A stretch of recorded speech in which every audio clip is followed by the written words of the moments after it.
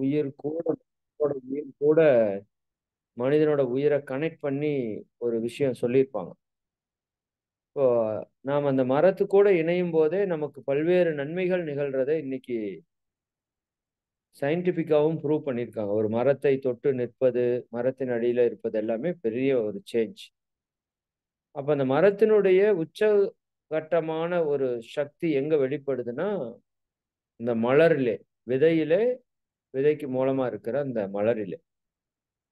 அப்ப அதனுடைய ஆற்றலை கொண்டு தயாரிக்கிற இந்த மருத்துவம், நம்மளுடைய முன்னோர்கள்ல இருந்து எடுத்த ஒரு ஜீன் தெரப்பி மாரி நீங்க வச்சுக்கலாம். என் அறிவு கெட்டி சொல்றேன். அதாவது இப்போ எப்படி என்னுடைய அ அது என்ன சொல்லுவோம் நம்ம? தொப்புள் கொடி. அது என்னுடைய உடல்ல இருக்கிற எல்லா நோய்களையும் போக்குவதற்கான ஒரு மிகப்பெரிய ஸ்டெம் செல்லுன்னு சொல்றோம்ல, அந்த மாதிரி இது இயற்கை கொடுத்த கொடை வந்து அந்த தாவர இனத்தினுடைய ஆற்றல். அந்த மலர்கள் இருக்கிற ஆற்றலை எடுத்து நம்ம உடல், மன துன்பங்களை போக்கிக் கொள்வதற்கான விஷயத்த ஆ கண்டுபிடிச்சு நமக்கு குடுத்துருக்குறாங்க. பேட்ச் அவர்கள். அந்த விஷயத்த அவங்க ஆழமா ஒவ்வொரு வாரமும், ஒவ்வொரு மாதமும், ஒவ்வொரு மலர்களை பற்றி ஆழமா சொல்லிட்டு வராங்க. அதுல தூய்மை, அதாவது மனித வாழ்க்கைக்கு ரொம்ப முக்கியம் வந்து அகத் தூய்மை அப்படின்னு சொல்லுவோம் இல்லையா? அகத் தூய்மைய ஒட்டி தான் நம்ம வாழ்க்கையே இருக்குது. அப்ப அந்த தூய்மை மற்றும் சீராக்குதல் ஒன்ற சீர்படுத்துறதுக்கான மலர் எது? அதனுடைய விஷயத்த இந்த வாரம் அம்மா நம்ம கூட பகிர்ந்துக்க இருக்கிறாங்க. நிச்சயமா அதை நம்ம முழுமையா கேட்டு பயன்பெறுவோம். நாளைக்கு வேர்ல்டு யோகா டே. நாளைக்கு காலையில 4 மணிலிருந்து 9 மணி வரைக்கும் நிகழ்ச்சி நடைபெறப் போகுது. அதையும் ஒரு செய்தியா நான் சொல்லிட்டு, அம்மா உங்கள இந்த சிந்தனையை மிக சிறப்பாக நிகழ்த்தி கொடுக்குமாறு அன்போடு கேட்டுக்கொள்கின்றோம். வாழ்க வளம். வாழ்க வளம்.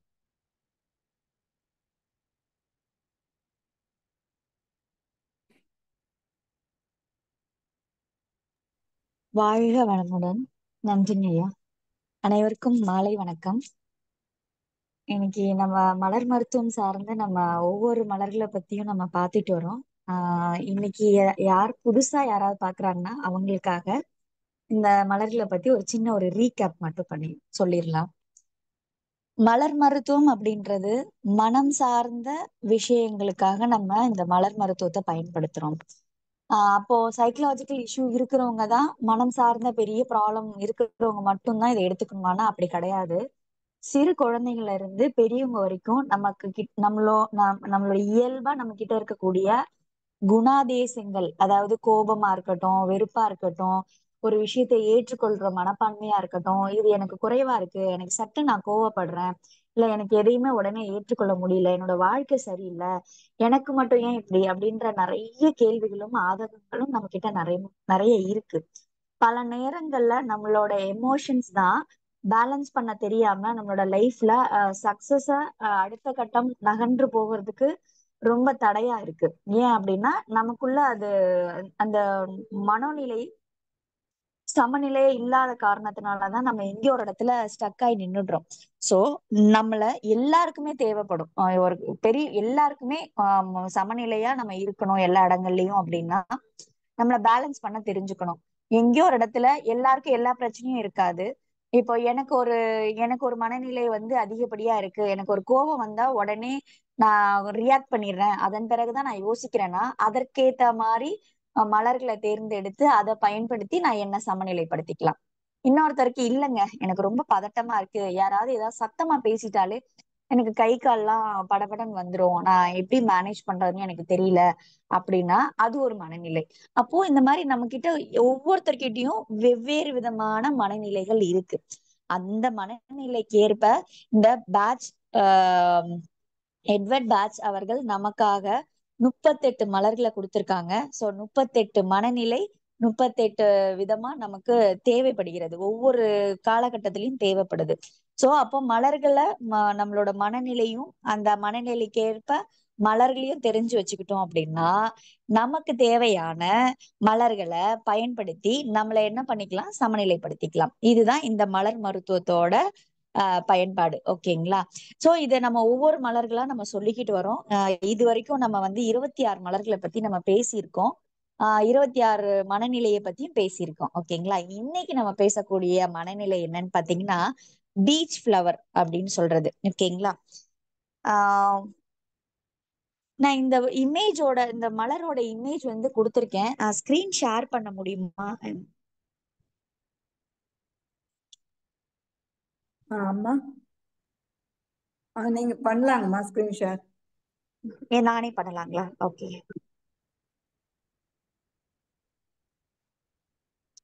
ஓகே, எல்லாருக்கும் தெரியுதுங்களா? தெரியுதுங்கம்மா. ஓகே. இந்த மலரோட பெயர் வந்து பாத்தீங்கன்னா பீச். 27வது மலர். நம்ம இது வரைக்கும் 26 மலர் பார்த்திருக்கோம். இன்னைக்கு 27வது மலர், 27வது மனநிலையும் நம்ம பாக்குறோம். ஓகேங்களா? இந்த மலர் இந்த மலரோட தன்மை என்ன, நமக்கு எப்படி எல்லாம் பயன்பட போகுது அப்படின்றத கொஞ்சம் நம்ம முழுமையா பார்க்கலாம். ஓகேங்களா? ஆஹ் பீச் அப்படின்னாலே சரியான புரிதல், நியாயமா நடந்துக்கிறது, ஒழுங்குபடுத்துதல், வாழ்க்கையை ஒழுங்குபடுத்துதல், நம்மளோட ஒரு செயலை ஒழுங்குபடுத்துதல். ஒருத்தவங்களை ஒழுங்குபடுத்துற செயல் செய்யறவங்க எல்லாருமே பீச் கேரக்டரா இருப்பாங்க. இதுல டக்குன்னு நமக்கு மைண்டுக்கு யாரு வருவாங்க? ஒழுங்குபடுத்தல் தான்னா டீச்சர்ஸ் எல்லாருமே என்ன பண்ணுவாங்க, இப்படிதான் எழுதணும், இப்படிதான் படிக்கணும், இப்படிதான் நடந்துக்கணும், டிசிப்ளினா இருக்கணும்னு கத்து கொடுப்பாங்க. So most of the teachers எல்லாருமே எப்படி இருப்பாங்கன்னா பீச் கேரக்டர்ல இருப்பாங்க. அப்போ ஒழுங்குபடுத்துதல் அடுத்த கட்டமா இங்க நம்ம பீச்சை பார்க்கலாம் அப்படின்னா, மனநிலை பார்க்கலாம் அப்படின்னா, பீச் ஸ்பெல்லிங் வந்து பாத்தீங்கன்னா BEECH. ஓகேங்களா? பீச். நிறைய பேருக்கு BEACH நினைச்சுப்பாங்க. அது கிடையாது, BECH. ஓகேங்களா? இந்த மனநிலை உடையவங்க எப்படி இருப்பாங்கன்னா, அடுத்தவர்களை ஒழுங்குபடுத்தணும், நம்ம ஒழுங்கா வாழணும், ஒழுங்கா இருக்கணும்னு ஒரு ஒழுங்கற்ற விஷயத்த பார்க்கும் பொழுது எரிச்சல் படுவாங்க, கோவப்படுவாங்க, கத்துவாங்க, டென்ஷனா இருப்பாங்க. டென்ஷன் எப்பவுமே இவங்க கிட்ட இருந்துகிட்டே இருக்கும். எதை பார்த்தும் சகிச்சுக்க முடியாது, ஏத்துக்கவே முடியாது. இது ஏன் இப்படி இருக்கு? ஃபார் எக்ஸாம்பிளுக்கு வந்து பாத்தீங்கன்னா, நம்மளோட வீட்லயே யாரோ ஒருத்தர் அந்த மாதிரி இருப்பாங்க. ஆஹ் எல்லார் வீட்லயும் இருக்கிறாங்களான்னு தெரியாது. ஆனா கண்டிப்பா நமக்கு தெரிஞ்ச யாரோ வீட்ல இவங்க இந்த மாதிரியான பர்சன் இருப்பாங்க. வீட்ல வச்ச பொருள் வச்ச இடத்துல இருக்கணும். ஏன் இந்த இடத்துல இந்த பொருள் இல்ல, இந்த இடத்துலதான் இருக்கணும், கரெக்டா வைக்கணும், இந்த திங்ஸ் இங்கதான் இருக்கணும், இப்படி இல்லைன்னா அவங்களுக்கு கோபம் வரும். அந்த வீட்ல பெரிய ப்ராப்ளமே நடக்கும். எந்த நேரம் இந்த பொருளுக்காகவோ இல்ல வச்ச பொருள் வச்ச இடத்துல இல்லைன்றதுக்காக ஒரு வீட்ல அடிக்கடி ப்ராப்ளம் வந்துகிட்டே இருக்கு, இல்ல நீங்க இந்த ட்ரெஸ் சரியில்லை, தலை சரியா வரலன்னு எல்லாத்தையுமே கரெக்ட் பண்ணிக்கிட்டே இருப்பாங்க. நீங்க நல்லா பாத்தீங்கன்னா இந்த பீச் மனநிலை கொண்டவங்க எல்லாரையுமே கரெக்ட் பண்றதுக்கு முயற்சி பண்ணுவாங்க. எங்க எதெல்லாம் பார்க்க மாட்டாங்க. இப்ப வெளியே போனாலும் பாரு எப்படி வச்சிருக்காங்க பாரு, இதெல்லாம் செய்யலாமா, இது இப்படித்தானே வைக்கணும், இது ஏன் இப்படி நடந்துக்கிறாங்க அப்படின்னுட்டு கரெக்ட் பண்றதுக்கு முயற்சி பண்ணுவாங்க. அதனால இரிட்டேட் ஆவாங்க. ஏன் யாருக்குமே புரிய மாட்டேங்குது, ஏன்லாம் இப்படி இருக்காங்க அப்படின்ற மாதிரி ஆதங்கப்படுவாங்க. இவங்களுக்கு நிறைய ஆதங்கம் இருக்கும், விரக்தி இருக்கும். அதே மாதிரி இரிட்டேட் ஆவாங்க, கோவப்படுவாங்க, சிடு சிடு சிடு சிடுன்னு கோவப்படுவாங்க, கத்திக்கிட்டே இருப்பாங்க. ஏன்னா அவங்களுக்கு அதை ஏத்துக்க முடியல.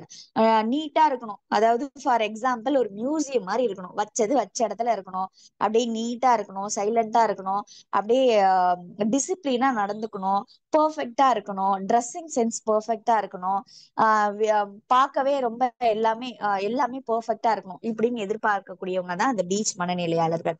அடுத்தவர்களை குறைய கரெக்டா கண்டுபிடிச்சு விமர்சனம் பண்றவங்க இந்த பீச் மனநிலையாளர். யாருக்குமே தெரியாது, ஆனா இந்த பீச் மனநிலை கொண்டவங்களுக்கு கரெக்டா பாயிண்ட புடிச்சிருவாங்க. ஒரு விஷயத்துல ஒருத்தவங்களுக்கு யாருக்குமே மிஸ்டேக்ஸ கண்டுபிடிக்க முடியலன்னா இவங்க கரெக்டா பின் பாயிண்ட் வச்சு சொல்லுவாங்க, இந்த மினிட்ல இந்த செகண்ட்ல நீங்க சொன்ன இந்த வார்த்தை தப்பு அப்படின்னு சொல்லுவாங்க. சோ அந்த அளவுக்கு கரெக்ஷன் கொடுக்கக்கூடியவங்க, விமர்சனம் செய்யக்கூடியவங்களா இருப்பாங்க. சோ நமக்கு என்னவா இருக்கும், விமர்சனங்கள் அது வெளியிருந்து பாக்குற வரைக்கும் அது எல்லாமே ஓகே, நல்லதுக்கு தானே சொல்றாங்க. ஆனா இயல்பான வாழ்க்கையில நம்ம குடும்பத்திலயோ நம்மளோட உறவுகள்லயோ அம்மாவோ அப்பாவோ அண்ணாவோ தம்பியோ இல்ல நம்ம வீட்ல யாராவது அத்தா இருப்பாங்க, தாத்தா பாட்டி யாராவது இருப்பாங்க. இந்த கேரக்டர்ல இருந்தாங்கன்னா நமக்கு என்ன வரும்? கோவம் வரும். இவருக்கு வேலையே இல்ல, எப்ப பார்த்தாலும் ஏதாவது ஒண்ணு சொல்லிக்கிட்டே இருக்கிறாங்க. நம்ம இதுக்கு முன்னாடி நீங்க வகுப்புல கேட்டிருப்பீங்க, வில்லோ கேரக்டர்ல குறை சொல்லிக்கிட்டே இருக்கிறது. நிறைய பேருக்கு சந்தேகம் வரும், எனக்கு கண்டுபிடிக்க தெரியல, இது வில்லோ மனநிலையா இல்ல இது பீச் மனநிலையா. ஏன்னா வில்லோ மனநிலையும் குறை சொல்லிக்கிட்டே இருக்கிறாங்க, இந்த பீச் கேரக்டரும் குறை சொல்லிக்கிட்டே இருக்கிறாங்க. இது எப்படி கண்டுபிடிக்கிறது? ரொம்ப ஈஸி. வில்லோ மனநிலை இருக்கிறவங்க தன் தவறுக்காக அடுத்தவர்களை குறை சாட்டுவாங்க. ஓகேங்களா? தன்னோட இயலாமையை மறைக்கிறதுக்கு மற்றவங்கள குறை சொல்லுவாங்க. பீச் கேரக்டர் நீங்க கிளியரா மைண்ட்ல நீங்க பாத்தீங்கன்னா, அவங்க முழுக்க முழுக்க ஒரு விஷயத்த கரெக்ட் பண்றதுக்காக மட்டும்தான் சொல்லுவாங்க. அதுல வேற எந்த இதுவும் இருக்காது. நீட்னஸ், கரெக்ட், விமர்சனம், மிஸ்டேக்ஸ கரெக்ட் பண்ணிக்கிறதுக்கு சொல்லி கொடுப்பாங்க, கைட் பண்ணிக்கிட்டே இருப்பாங்க. இது வந்து பீச் கேரக்டரா இருப்பாங்க. அப்போ நிறைய பேருக்கு டவுட் வரும், எங்க வீட்ல நான் என் பிள்ளைங்களை நான் அடிச்சுட்டே இருக்கேன், நான் திட்டிகிட்டே இருக்கேன், ஒருவேளை நான் வில்லோ கேரக்டரா இருக்கிறேன்னா அப்படின்னு நிறைய பேர் சந்தேகம் கேட்டிருக்காங்க. அப்போ இங்க வந்து ஆஸ் அ பேரண்டா நம்ம இங்க என்ன பண்றோம்னா, குழந்தைங்களை குறை சொல்லல, அதுக்கு பதிலா நம்ம என்ன பண்றோம்னா தப்ப கரெக்ட் பண்றதுக்கு முயற்சி பண்ணிக்கிட்டு இருக்கோம். எப்படி முயற்சி பண்றோம்? என் பிள்ளைய கரெக்டா யூனிஃபார்மா கரெக்டா போகணும், இப்படிதான் நடந்துக்கணும், டீச்சர்ஸ் கிட்ட இப்படிதான் பேசணும், ஒரு ஃபுட்டு சாப்பிடும் போது ஒரு டவல் வச்சுதான் சாப்பிடணும் அப்படின்னுட்டு பல இன்ஸ்ட்ரக்ஷன்ஸ் கொடுக்குறோம். யார் கொடுக்குறோம்? பேரண்ட்ஸ் தான் கொடுக்குறாங்க. எல்லாமே சொல்லிதான் அப்புறம் அப்புறம் இது வந்து முழுக்க முழுக்க பீச் மனநிலையை கொண்டது. அப்போ ஒரு விஷயத்தை ஒழுங்குபடுத்துவதற்கு பீச் மலரை பயன்படுத்துறது மூலியமா அதை சரி செய்ய முடியும். ஒரு பீச் கேரக்டர் ஒரு தெருவுலயோ ஒரு வீட்லயோ இருந்தாங்கன்னா கண்டிப்பா அந்த இடம் நீட்டாவும் நல்லாவும் இருக்கும். ஏன்னா அவங்க நியாயமா நடந்துப்பாங்க. பீச் வந்து கரெக்டா பேசும். அனாவசியமா பேசுறாது, தனக்கு சாதகமா எல்லாம் பேச மாட்டாங்க. மத்தவங்களுக்கு சாதகமா இல்ல, நியாயம் என்ன அதுதான் பார்க்கணும். நியாயமா பேசுறதுக்கு, நியாயமான விஷயத்துக்கு பரிந்துரைக்கிறது, நியாயமா எது நியாயம்னு பேசுறதுக்கு. ஒரு பீச் சாப்பிட நான் அந்த மலர்களை எடுத்துக்கும் பொழுதே நமக்கே நம்ம கிட்ட இருக்கிற மிஸ்டேக்ஸ் தெரிய ஆரம்பிக்கும், நம்மளை கரெக்ட் பண்ணிக்கிறதுக்கு முயற்சி பண்ணுவோம். ஓகேங்களா? சோ அப்போ பீச் அப்படின்றது ஒழுங்குபடுத்துதல் அப்படின்றத புரிஞ்சுக்கணும். அதன் பிறகு வந்து பாத்தீங்கன்னா, இப்ப ஒரு தெருவுல இருக்கிறாங்க அப்படின்னு பாத்தீங்கன்னா, அவங்க கண்டிப்பா அந்த ஏரியால இருக்கக்கூடிய தவறுகளை சரி செய்யறதுக்கு முயற்சி பண்ணிக்கிட்டே இருப்பாங்க.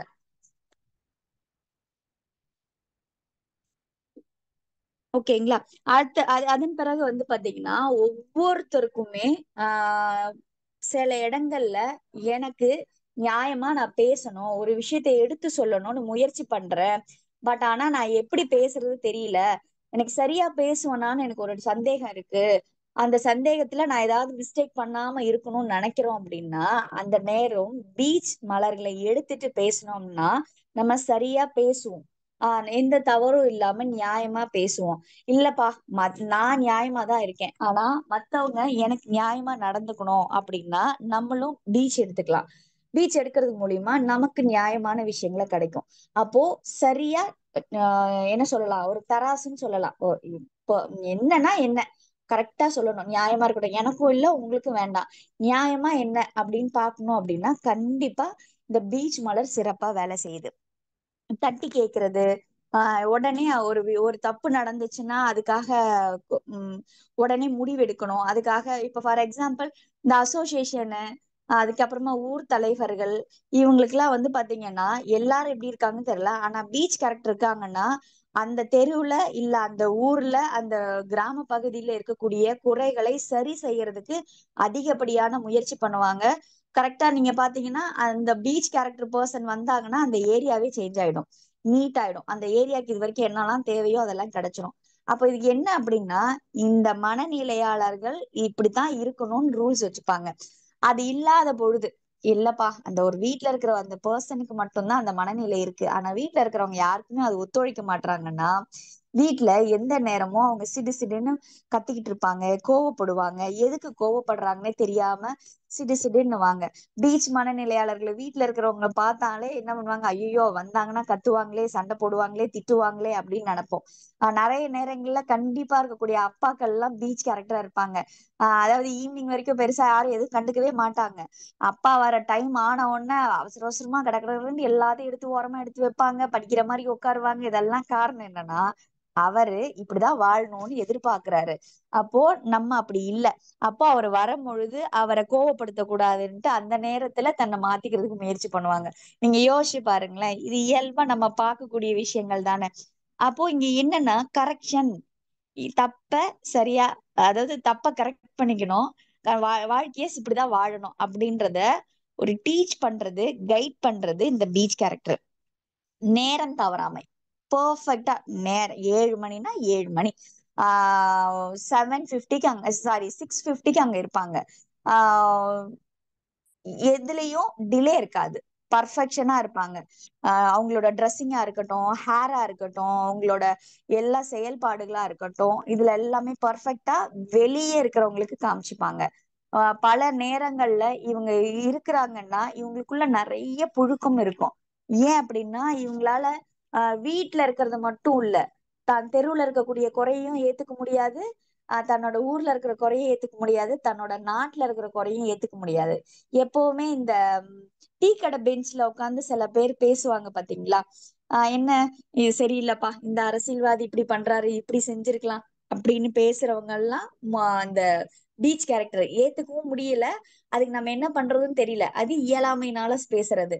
பட் ஆனா அவங்களுக்கு என்னன்னா அந்த விஷயங்களை அதிகப்படியா இம்பார்ட்டன்ஸ் கொடுப்பாங்க, ஒவ்வொருத்தரையும் கரெக்ட் பண்ணிட்டே இருக்கணும்னு நினைப்பாங்க, இப்படித்தானே இருக்கணும், இது ஏன் அப்படின்ற மாதிரி.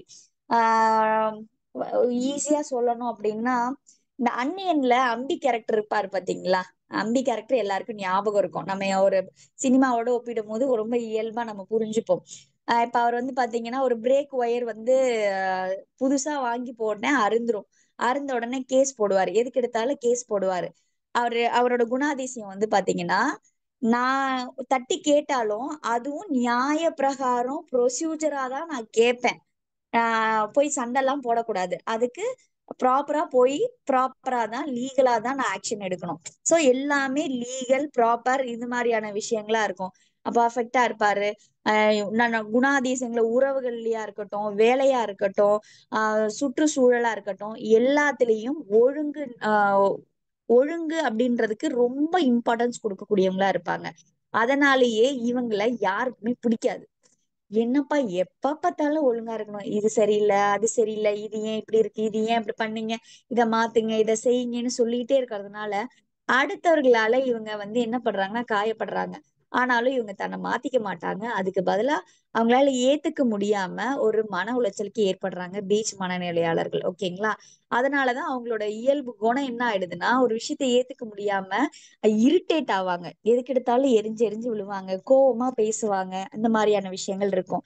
சில நேரங்கள்ல நெகட்டிவ் எமோஷன்ஸ பேலன்ஸ் பண்ண முடியாமலும் தவிப்பாங்க. இதை நம்ம எப்படி வெளிப்படுத்துறது, இதை நம்ம எப்படிதான் சொல்றது, இவங்களுக்கு எப்படி சொல்லி புரிய வைக்கிறதுனே தெரியலையே அப்படின்ற மாதிரி. சோ இப்படி இருக்கும் பொழுது ஒவ்வொருத்தர்கிட்டயும் நம்ம கிட்ட அந்த பீச் கேரக்டர் நம்ம எல்லார்கிட்டயும் போயிட்டு கத்தி ஆர்ப்பாட்டம் பண்ணி ஒரு விஷயத்த ஒழுங்குபடுத்தணும்னு சொல்றதுக்கு பதிலா, என் வீட்டுல நான் ஒரு சேஞ்சஸ் கொண்டு வரணும் அப்படின்னா பீச் மலர்களை தொடர்ச்சியா நம்ம இன்டேக் பண்ணும் பொழுது கண்டிப்பா அந்த மாற்றங்கள் இயல்பாக நடக்கும். ஓகேங்களா. இப்போ ஒண்ணும் இல்ல, ஒரு அந்த வீட்டுல பீச் மனநிலையாளர் இருக்காங்கன்னா வீட்டுல இருக்கிறவங்க எல்லாருக்கும் அந்த பீச் ரெமிடியை எடுக்கிறதுனாலயோ இல்ல அந்த வீட்டுல ஸ்ப்ரே பண்ணும் போதோ அவர் என்ன எதிர்பார்க்கிறாரோ அந்த எதிர்பார்ப்பை அவர் வாய் திறந்து திறக்காமையே இயல்பா அந்த விஷயங்கள் நடக்க ஆரம்பிக்கிறத பார்க்கலாம். இது வரைக்கும் கச்சா முச்சான்னு இருக்கு அப்படின்னா அது நீட்டா இருக்கும். இது வரைக்கும் அவங்க அவங்க வேலையை அவங்க செய்யாம இருக்கிறாங்கன்னா அவங்க வேலையை தானா செய்ய ஆரம்பிப்பாங்க. சோ அப்போ நீங்க இங்க புரிஞ்சுக்க வேண்டியது என்னன்னா, இந்த மலர்களை பயன்படுத்தும் பொழுது இங்க ஆர்குமெண்ட்ஸ் தேவைப்படல, சரியான புரிதல் தான் தேவைப்படுது. இங்க எது சரியில்லையோ அதுக்கு ஏன்னா அதற்கேற்ப அந்த மலர்களை பயன்படுத்துவதன் மூலியமா நம்ம அந்த சூழலை சமநிலைப்படுத்திக்க முடியும். அதே மாதிரி இவங்களுக்கு வந்து பாத்தீங்கன்னா அடிக்கடி ட்ரெஸ் கரெக்ட் பண்ணுவாங்க, அடிக்கடி சட்டைய நீட் பண்ணுவாங்க, பட்டன் எல்லாம் கரெக்டா இருக்கான்னு செக் பண்ணுவாங்க, டை எல்லாம் கரெக்ட் பண்ணிக்கிட்டே இருப்பாங்க, தலைமுடிய சரி செஞ்சுக்கிட்டே இருப்பாங்க, நம்ம நீட்டா இருக்கோமா பெர்ஃபெக்டா இருக்கிறோமா அப்படின்னு பாப்பாங்க. தன்னோட டேபிள ஒண்ணும் இல்ல, இந்த பீச் கேரக்டர் போன உடனே ஒரு டேபிள்ல கச்சாமுச்சான்னு இருந்துச்சுன்னா இவங்களோட டேபிளோ இல்லையோ அதெல்லாம் கிடையாது. ஒரு இடத்துல போயிட்டாங்க அப்படின்னா தன்னை அறியாமையே போய் அதை போய் கரெக்ட் பண்ணி வச்சிருவாங்க. இது ஏன்ப்பா இப்படி இருக்கு, புக் எல்லாம் அப்படியே இதுவா இருக்கு அப்படின்னா இவங்க டைரக்டா போய் அப்படியே கொஞ்ச நேரத்திலேயே பாத்துட்டே இருப்பாங்க. அவங்களுக்கு அத ரொம்ப நேரம் அவங்களால பாத்துட்டு இருக்கவே முடியாது, அடுக்கி வச்சிருவாங்க. பரவாயில்லைங்க ஏன் செய்றீங்கன்னு, இல்ல பரவாயில்ல இருக்கட்டும், நீட்டா அடிக்கட்டும், நீட்டா வச்சிருக்கேன் அப்படின்ற மாதிரி சொல்லுவாங்க. சோ பொதுவாவே இது வந்து பர்ஃபெக்ஷன் அப்படின்றது தான் கிட்ட மட்டும் இல்லாம எல்லா இடத்துலயும் எதிர்பார்ப்பாங்க. ஒரு இடத்துல ஒரு சூழலுக்கு மேல அந்த இடத்துல அவங்களே இறங்கியும் அதை செய்ய ஆரம்பிச்சிடுறாங்க. ஓகேங்களா? அதே மாதிரி இவங்களுக்கு ஆஹ் கணக்கு போட்டு சில வேலைகளை கரெக்டா செய்வாங்க. அதே மாதிரி ஒரு நான் சொல்ல வர்றத மற்றவர்களுக்கு சரியா கொண்டு போய் சேர்க்கறது, நான் என்ன மீன் பண்றேன்றத அடுத்தவங்க புரிஞ்சுக்கிறதுக்கு பீச் சூப்பரா வேலை செய்யும். இப்போ ஒரு டிக்ஷனரி, எனக்கு ஒரு வேர்டுக்கு எனக்கு மீனிங் தெரியலங்க, அப்போ நான் என்ன பண்ணலாம்? அப்போ அந்த மீனிங் தெரியலன்னா டிக்ஷனரியில போயிட்டு என்ன பண்ணுவோம்னா அதுக்கான மீனிங்கை பார்ப்போம். மீனிங்கை பார்த்தா அந்த வார்த்தைக்கான அர்த்தத்தை நம்ம புரிஞ்சுக்கிறோம். அது போல நான் பேசுற வார்த்தை அடுத்தவங்களுக்கு நான் என்ன சொல்ல வரேன்றத புரிஞ்சுக்கிறதுக்கு நான் பேசுறதுக்கு முன்னாடி நான் பீச் மலர்களை தொடர்ச்சியா எடுத்துக்கிறது மூலியமா என்னோட வார்த்தைகள் தெளிவா இருக்கும், என்னோட வார்த்தைகள் சரியா கொண்டு போய் ரீச் ஆகும், புரியும். இப்போ யாருக்கு இந்த மலர் தேவையோ அவங்களுக்கு அது கரெக்டா போய் கனெக்டட் ஆகும். ஏன் அப்படின்னா அவங்களுக்கு போய் ஈஸியா அது ரீச் ஆகும், இது எனக்கான மலர், இது எனக்கு தேவையானது, இவங்க இததான் கரெக்டா சொல்றாங்க அப்படின்னுட்டு. எதுக்காகனா இந்த மலரோட வேலையே அதுதான். நம்ம இத கொண்டு வந்து கொடுக்குறோமா அப்படின்லாம் கிடையாது. இந்த பிரபஞ்சம் இங்க யாருக்கு எந்த மெசேஜ கொடுக்கணும்னு நினைக்குதோ அந்த மெசேஜ் தான் இங்க கொண்டு போய் சேர்க்குது. ஓகேங்களா? நம்ம கையில எதுவுமே கிடையாது. அதே மாதிரி இந்த இந்த பீச் மனநிலையாளர்கள் கிட்ட இருக்கக்கூடிய பாசிட்டிவான விஷயங்கள் என்னன்னா பர்ஃபெக்ஷன் நான் சொல்லியிருந்தேன். இவங்கள ஈஸியா எந்த மாதிரியான தொழில்துறையில எல்லாம் பார்க்கலாம் அப்படின்னா டிசைன் இன்ஜினியர் பண்றவங்க, சிவில் இன்ஜினியர், அதாவது வடிவமைப்பு செய்யறவங்க எல்லாம் பர்ஃபெக்ஷன்.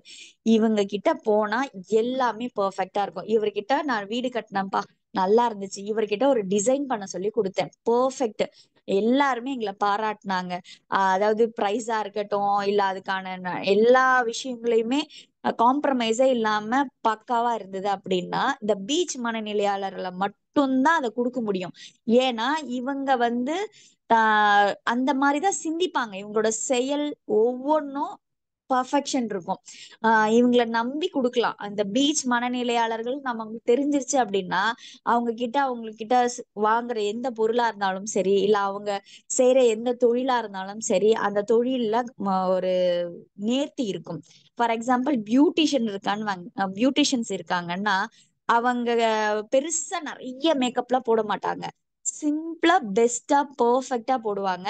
அங்க அது அவ்வளோ ஒரு அழகு கொடுக்கும். நீங்க எவ்வளவு பெரிய மேக்கப் பண்ணாலும் கொடுக்காத அழக இந்த பீச் மனநிலையாளர்கள் தொட்டா அந்த அழகு தெரியும். எப்படிப்பா தெரியும் அப்படின்னா அவங்களுக்கு அந்த ட்ரிக்கு தெரியும், அந்த அனுபவம், அவங்களோட எதிர்பார்ப்ப அத ரொம்ப மிகைப்படுத்தாமல் எப்படி கரெக்டா கொடுக்கணும் அப்படின்ற அந்த எண்ணமே அத வெளிப்படுத்தும். ஓகேங்களா? செயல்ல அதை வெளிப்படுத்தும். அப்போ இவங்க கிட்ட என்ன அப்படின்னா இந்த பீச் கிட்ட பர்ஃபெக்ஷன், எல்லாத்துலயும் அளவு எடுத்திருப்பாங்க. நீங்க ஒண்ணும் இல்ல, நீங்க ஒரு பொருளை வச்சுட்டு அந்த இடத்துல மார்க் பண்ணீங்கன்னா இவங்க கரெக்டா அந்த இடத்துல அந்த பொருள் அங்கதான் வைப்பாங்க, அந்த பொருள் அந்த இடத்த விட்டு மாறவே மாறாது. இவங்க ஏன்னா அடுத்த முறை அந்த மார்க் இருக்கிற இடத்துலதான் அவங்களோட கண்ணு போகும். இங்க இப்ப ஃபார் எக்ஸாம்பிள் வீட்டுல நம்ம என்ன ஏதாவது ஒரு பொருள் வைக்கிறோம், ஒரு பவுடர் வைக்கிறோம் இல்ல ஒரு எண்ணெய் டப்பா வைக்கிறோம். அடுத்த நாளுக்குள்ள குழந்தைங்களுக்கு எண்ணெய் தேய்க்கிறதுக்கு ஒரு எண்ணெய் எடுக்கணும் அப்படின்னா டக்குன்னு கரெக்டா கை வச்சு அந்த இடத்துல எண்ணெய் இருக்கும். இவங்க அந்த இடத்துல கரெக்டா அது அப்படிதான் வைப்பாங்க. இவங்க அந்த கால்குலேஷனே பார்க்க மாட்டாங்க. அதாவது ஆஹ் இவங்களோட கால்குலேஷன் பார்க்கணும்னே இல்ல, பார்க்காமயே கை வச்சு அந்த பொருள் எடுக்க முடியும். அந்த அளவுக்கு இவங்க கிட்ட கால்குலேஷன் மைண்ட் இருக்கும். மேக்ஸ் நல்லா போடுவாங்க, நல்லா பேசுவாங்க. அதே மாதிரி ஒரு கம்பெனியை நிர்வகிக்கிற திறன் இவங்க கிட்ட இருக்கும். இதெல்லாம் இவங்களோட பாசிட்டிவான விஷயங்கள். இவங்க கிட்ட இது என்னப்பா மைனஸ், இதெல்லாம் நல்லாதான் இருக்கு, கேட்க நல்லா இருக்கிறதுக்கு நமக்கு ரெமெடி எடுக்கணும், எது மைனஸோ அதுக்கு தானே நம்ம ரெமெடி எடுக்கணும் அப்படின்னா, இவங்க கிட்ட இருக்கிற ப்ராப்ளம் என்னன்னா, சம் ஒழுங்கில்லாத விஷயங்களை ஏற்றுக்க முடியாம தவிப்பாங்க. அதனால இவங்களோட குணாதிசயங்கள் எப்படி இருக்கும்னா, வெறுப்பு மட்டுமே மிஞ்சி இருக்கும். கோபம், வெறுப்பு, எல்லாரையுமே கரெக்ட் பண்ணணும்னு நினைக்கிறதுனால அடுத்தவர்கள் இவங்களை பாக்குற விதம், மற்றவங்க இவங்களுக்கு வேற வேலையே இல்லை, இந்த நேரம் குறை சொல்லிட்டே இருப்பாங்க, வந்துட்டாரு மிலிட்ரி அப்படின்ற மாதிரி எல்லாம் கமெண்ட் பண்ணுவாங்க. அப்ப என்னன்னா, கரெக்டா இருக்கிறது தப்பா அப்படின்னா அப்படி கிடையாது. அந்த பர்ஃபெக்ஷனை எல்லாரும் ஏத்துக்கிறதுக்கும் நம்ம கத்து கொடுக்கணும். அதை எந்த விதத்துல கொடுக்கணும் அப்படின்றதுதான் இருக்கு. சோ பீச் மனநிலையாளர்கள் பர்ஃபெக்ஷனா அவங்க இருக்கிறது மட்டும் இல்லாம தன்னை சார்ந்த இருக்கிறவங்களும் இப்படிதான் இருக்கணும்னு நினைக்கிறது தவறு கிடையாது. ஆனா அத சரியா அவங்களுக்கு புரிய வைக்க முடியாம, அதாவது இப்ப பீச் என்னன்னா புரிதல்னு சொன்னேன் இல்லையா, சரியான புரிதல்னு, அந்த புரிதலை கொடுக்க முடியாம தவிக்கிறதுனால அந்த வீட்டுல இருக்கிறவங்க புரிஞ்சுக்க முடியாம மிஸ் அண்டர்ஸ்டாண்டிங் ஆகி அங்க வாக்குவாதங்கள் வரும், கோபம் வரும், எரிச்சல்கள் வருது. சோ அப்ப பீச் எடுக்கிறது மூலியமா இந்த வாக்குவாதம், மனக்கசப்புகள் எல்லாம் தவிர்க்கும். இந்த எரிச்சல் குணம், எரிஞ்செரிஞ்சு விழுகிறது, கோவப்படுற குணங்கள் குறைகிறத பார்க்கலாம். அதே மாதிரி ஆஹ் இவங்க வந்து கிழிஞ்ச ட்ரெஸ்ஸா இருந்தா கூட, ஒரு ட்ரெஸ் அவங்களுக்கு ட்ரெஸ்ஸே இல்லப்பா, ரொம்ப ஏழ்மையா இருக்கிறாங்க அப்படின்னாலும், நம்ம பர்ஃபெக்ஷனு எல்லா நீட்னஸ் எல்லாம் நம்ம சொன்னோம், நமக்குள்ள ஒரு கேள்வி இருக்கும், அப்ப வசதியானவங்களை மட்டும்தான் நம்ம சொல்றோமோன்ட்டு. இல்ல, ரொம்ப ஏழ்மையில இருக்கிறவங்க கூட, துணியே இல்லாதவங்க கூட, கிழிஞ்ச துணியா இருக்கிறவங்க கூட அதை தச்சு அதை அழகா அயன் பண்ணியே, இல்லைன்னா அயன் பண்ற மாதிரி நல்ல வெயில்ல சூடா காய வச்சு மடிச்சு அதை அயன் பண்ண மாதிரி போட்டு போய் ஒரு நீட்டா தன்னை காமிச்சுப்பாங்க. அவங்கள நீங்க பாத்தீங்கன்னா இவங்க இவங்க கஷ்டப்படுறாங்க, ஏழ்மையில இருக்கிறாங்கன்னு சொல்லவே முடியாது. அந்த அளவுக்கு தன்னை காமிச்சுப்பாங்க. அதாவது அவங்களோட ட்ரெஸ்ஸிங் சென்ஸும் அவங்களோட அப்பியரன்ஸும் அவங்களோட வாழ்க்கைய யாராலையுமே புரிஞ்சுக்க முடியாது. அந்த அளவுக்கு அவங்கள வந்து அழகா காமிச்சுப்பாங்க, தன்னை நீட்டா வச்சுப்பாங்க, பர்ஃபெக்டா இருக்கும். அதை சொல்லுவாங்க இல்லையா, கந்தையானாலும் கசக்கி கட்டு அப்படின்னு சொல்லுவாங்க பாருங்க. அது மாதிரி இவங்க கிட்ட என்ன இருக்கோ அதை அழகா நீட்டா சூப்பரா பெர்ஃபெக்டா வச்சுப்பாங்க. அதாவது கடிகாரம் கூட சில நேரங்கள்ல தவறான விஷயங்களை செஞ்சிரும். ஆனா இந்த பீச் மனநிலையாளர்கள் வந்து பாத்தீங்கன்னா, அந்த ஒரு நொடி கூட தவறாம கரெக்டான டைம் கீப் அப் பண்றது, இந்த டைமுக்கு சாப்பிடுறது, டைமுக்கு ஒரு விஷயத்துல போய் நிக்கிறது, ஒரு ஃபங்க்ஷன் போகணும்னா டைமுக்கு போகிறது, எல்லாத்துலயுமே இருப்பாங்க, பர்ஃபெக்ஷனா இருப்பாங்க. இவங்க இந்த மேட்சிங் பண்ற விஷயம் எல்லாம் சூப்பரா பண்ணுவாங்க. உங்க நண்பர்கள் யாராவது இந்த நான் சொல்ற இந்த மலரோட குணாதிசயத்துல ஒத்து போச்சுன்னா, அவங்கள கூட்டிட்டு நீங்க ஒரு ட்ரெஸ்ஸோ இல்ல ஏதாவது ஃபங்க்ஷனுக்கோ ஒரு விஷயத்த பர்ச்சேஸ் பண்ண போய் பாருங்களேன். அவங்கள மாதிரி ஒரு விஷயத்த மேட்ச் பண்ணவோ ஒரு அழகா தேர்ந்தெடுக்கவோ முடியாது. இவங்களுக்கு இந்த கலர் நல்லா இருக்கும், இவங்களுக்கு இது மாதிரியான உடைகளோ இல்ல இவங்களுக்கு இது மாதிரியான பொருட்களோ சிறப்பா இருக்கும், அழகா இருக்கும், இவங்களுக்கு இதுதான் கரெக்டா வரும் அப்படின்னு தேர்ந்தெடுக்கக்கூடிய அந்த நுணுக்கங்கள் இவங்களுக்கு நல்லாவே இருக்கும். சரி, நம்ம இதெல்லாம் சொல்லிக்கிட்டே வரோம், பட் ஆனா இவங்களுக்கு வேற எதுவும் ப்ராப்ளம் இருக்காதா அப்படின்னா, பல நேரங்களில் மற்றவர்களோட குறைகளை இவங்களால ஏத்துக்க முடியாதுன்றதுனாலயே இவங்களுக்கு அடிக்கடி கொஞ்சம் ஃபுட் அலர்ஜி ஏற்படும். ஒரு விஷயம் ஏத்துக்காது, உடம்புல திடீர்னு அங்கங்க இச்சிங் இருக்கும், இன்டைஜஷன் இருக்கும், சாப்பிட்டா சரியா செரிமானம் ஆகாம இருக்கும். கோபம் அதிகமா இருக்கிறதுனாலயே அவங்களுக்கு எப்பவுமே இந்த முகம் வந்து பாத்தீங்கன்னா ஒரு மாதிரி இறுக்கமா இருக்கிற மாதிரி இருக்கும். இவங்களோட சமநிலை, இவங்களோட எண்ணங்கள் எல்லாம் கரெக்ட் தான், தவறு கிடையாது. அதை இவங்களுக்கு அடுத்தவங்களுக்கு புரிய வச்சு அதை சரி செய்யறதுக்கான விஷயங்கள் இவங்களுக்கு புரியுறது கிடையாது. அதே மாதிரி இந்த ரெமிடியை தொடர்ச்சியா எடுக்கும் பொழுது இவங்க யார்கிட்டயும் கோபப்படவும் வேண்டாம், எடுத்து சொல்லவும் வேணாம். அந்த ரெமிடியை இவங்க எடுத்து இவங்க பேலன்ஸ் ஆயிட்டாங்கன்னா இவங்க நினைக்கிற விஷயங்கள அந்த வீட்டுல இயல்பாகவே அந்த வேலை நடக்கும். ஒரு ஆபீஸ்ல இருக்கிறாங்கப்பா, ஒரு ஃபைல் ஒழுங்கா வைக்க மாட்டாங்க, ஒரு ஆபீஸ்ல நீட்டா எதுவுமே இல்லை, எந்த ஒர்க்கும் டைமுக்கு யாரும் முடிக்க மாட்டாங்க அப்படின்னு கத்துறதுக்கு பதிலா நம்ம கிட்ட, அப்ப நம்ம இந்த மனநிலையில இருக்கிறோம் அப்படின்னா, நான் இந்த மலர்களை எடுத்து சமநிலை ஆனா எனக்கு கீழே இருக்கிறவங்க நான் என்ன நினைக்கிறேனோ அந்த வேலையை அழகா முடிச்சு கொடுத்துருவாங்க. இங்க அதுதானே ப்ராப்ளம். இப்ப நான் சொல்ல வர விஷயத்த நம்ம இங்க புரியுதா உங்களுக்கு? நான் சொல்ல வர்றது உங்களுக்கு புரியலையா? அப்படின்ற ஒரு கேள்வி கேட்போம். புரியாதனால தான் மிஸ்டேக்ஸ் வருது. நம்ம சொல்ல வர்றத சரியா அவங்களுக்கு புரிய வச்சுட்டோம்னா, நமக்கு கீழ இருக்கிறவங்க அத சரியா புரிஞ்சுகிட்டு, அந்த வேலைய அழகா முடிச்சு குடுத்துருவாங்க. புரியாததை சரியாக புரிய வைக்கிறதுக்கும், நம்ம என்ன சொல்ல வரோன்றத அத ரீச் பண்றதுக்கும், ஒழுங்குபடுத்துறது, ஒரு வீட்ட நீட்டா வச்சுக்கிறதா இருக்கட்டும், ஒரு ஆபீஸ நீட்டா வைக்கிறதா இருக்கட்டும், தன்னை சுத்தி இருக்கக்கூடிய சூழலும் அதே மாதிரி ஒரு சுத்தமா இருக்கணும் அப்படின்னு நினைக்கிறதா இருக்கட்டும். கண்டிப்பா இந்த பீச் மனநிலையாளர்கள்கிட்ட இருக்கும். அவங்க கிட்ட இருக்கிற மைனஸ் என்னன்னா, அதை எப்படி வெளிப்படுத்துன்ற முறை தெரியாததுனால, அந்த எமோஷனை எப்படி பேலன்ஸ் பண்ணணும்னு தெரியாதனால, கோவப்படுறதோ, ஆதங்கப்படுறதோ, இல்ல எரிச்சல் படுறதோ, இதெல்லாம் அவங்களுக்கு அதிகப்படியா இருக்கிறதுனால உடல் சார்ந்த பிரச்சனைகள் இவங்களுக்கு ஏற்படுது. இவங்க தொடர்ச்சியா மலர்களை எடுக்க எடுக்க எடுக்க இப்ப நிறைய பேர் கேள்வி வரும், நான் 10 நாள் எடுத்தா எனக்கு சரியா போயிருமானா? அப்படி கிடையாது. ஒவ்வொருத்தரோட மனநிலைக்கு ஏற்ப நாட்கள் முன்ன பின்ன இருக்கலாம். ஓகேங்களா? ஒரு சிலர் 15 நாள் எடுக்கணும், ஒரு சிலர் 1 மாசம் தொடர்ச்சி எடுத்தாலே அவங்க கிட்ட பெரிய மாற்றங்கள் வரும். ஃபார் எக்ஸாம்பிள் எப்படின்னா, நீங்க இந்த பீச் மலர் உண்மையா ரொம்ப நான் சொல்ற விஷயம் எல்லாம் மேட்ச் ஆகுது அப்படின்னா, அவங்களுக்கு தொடர்ந்து ஒரு 10 நாள் தொடர்ந்து கொடுத்து பாருங்க. காலையில 10 டிராப்ஸ் மலர் மருந்துன்னு சொல்லிட்டு ஹோமியோபதி கடையில போய் கேட்டீங்கன்னா தருவாங்க. நீங்க வாங்கிட்டு இந்த பேர் சொல்லி கேட்டாலே தாராளமா தருவாங்க. ஓகேங்களா? எங்க வீட்டுல இந்த மாதிரியான பர்சன் இருக்காங்க அப்படின்னா, அவங்களுக்கு நீங்க காலையில ஒரு டம்ளர்ல 10 சொட்டு, அது மாதிரி காலை, மதியம், மாலை, இரவு, இல்ல அட்லீஸ்ட் ஒரு 3 வேளை, இல்ல அதுவும் எனக்கு கொடுக்க முடியல, காலையில கொடுக்குறேன், நைட்டு கொடுக்குறேன், கொடுத்து பாருங்க. ஒரு 10 நாள் கழிச்சு அவங்களோட கோபம் அப்படியே குறையறத பார்க்கலாம்.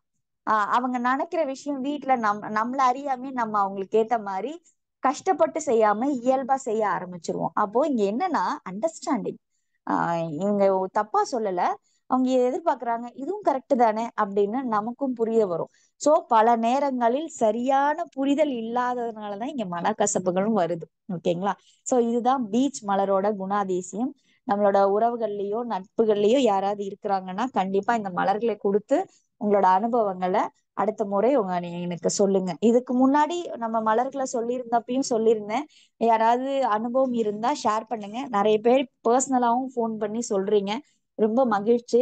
இன்னமும் நிறைய பேர் பயன்படுத்தி அத குரூப்ல சொன்னீங்க, இல்ல இந்த மாதிரி லைவ்ல சொன்னீங்கன்னா மத்தவங்களுக்கு இன்னும் ஊக்குவிக்கிற மாதிரி விதமா இருக்கும். ஓகேங்களா? சரி, அடுத்த மலருக்கு போயிடலாம். அடுத்த மலர் வந்து பாத்தீங்கன்னா 28வது மலர். 28வது மலர் அப்படின்றது கிராப் ஆப்பிள். கிராப் ஆப்பிள் அப்படின்ற மலர் வந்து பாத்தீங்கன்னா கிளெனினஸ், நீட்னஸ் அப்படின்னு. என்னடா அது பீச்ல இப்பதானே நம்ம ஒழுங்கு அதெல்லாம் பார்த்தோம் அப்படின்னா பாருங்க, அதனுடைய தொடர்ச்சி அது அப்படியே வருது. அதை ஏற்றுக்க முடியாத பொழுது அடுத்த கட்டம் வந்து பாத்தீங்கன்னா கிராப் ஆப்பிள்ல அசுத்தமான விஷயங்களை பார்க்கும் பொழுது அருவருப்பு படக்கூடிய ஒவ்வொரு விஷயங்களும் கிராப் ஆப்பிள். எதெல்லாம் அருவருப்பு படுறோம்? இயல்பா சின்ன சின்ன விஷயங்களா ஆரம்பிக்கலாமே. நம்ம வீட்டுல நிறைய குப்பைகளை சேர்த்து வச்சிருப்போம். அது என்ன பண்ணும்? நமக்கு ஒரு ஸ்டேஜுக்கு மேல அதை டிஸ்போஸ் பண்ணாம வச்சிருந்தா என்ன ஆகும்?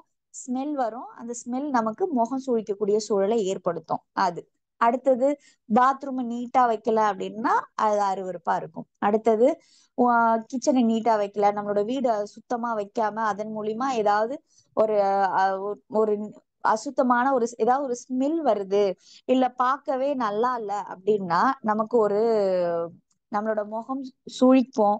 இல்ல நமக்கு அது பிடிக்காம இருக்கும். ஒரு நீட்டாவே இல்லையே, இது என்ன ஒரு ஒரு பார்க்கவே ஒரு நீட்டா இல்ல அப்படின்ற மாதிரி. சரி, இதை தவிர்த்து வேற என்னெல்லாம் அப்படின்னு பாத்தீங்கன்னா, அசிங்கம், அருவருப்பு, அசுத்தம், சுகாதாரம் இல்லாத இடங்கள், இது எல்லாமே கிராப் ஆப்பிள்.